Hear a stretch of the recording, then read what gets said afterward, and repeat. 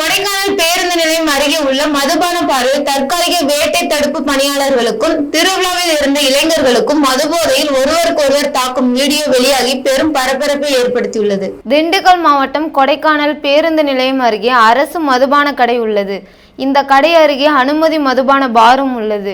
இந்நிலையில் நேற்று இரவு இந்த மதுபான பாரில் வனத்துறை சேர்ந்த தற்காலிக வேட்டை தடுப்பு பணியாளர்களும் நேற்று அண்ணா நகரில் சின்ன மாரியம்மன் கோவில் திருவிழா நடைபெற்ற நிலையில் விழாவில் பங்கேற்ற இளைஞர்களும் இந்த பாரில் மது அருந்துள்ளனர்.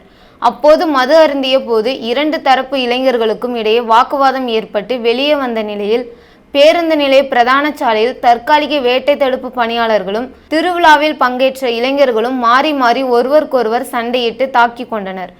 இதனைத் தொடர்ந்து அப்பகுதியில் உள்ள பொதுமக்கள் காவல்துறையினருக்கு தகவல் கொடுத்தனர்.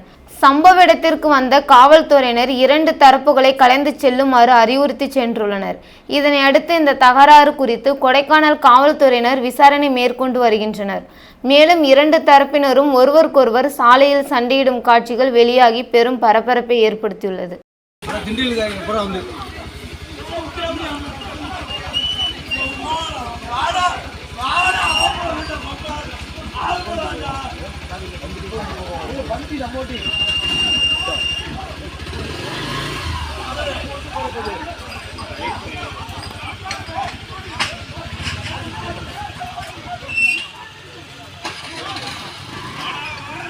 யார்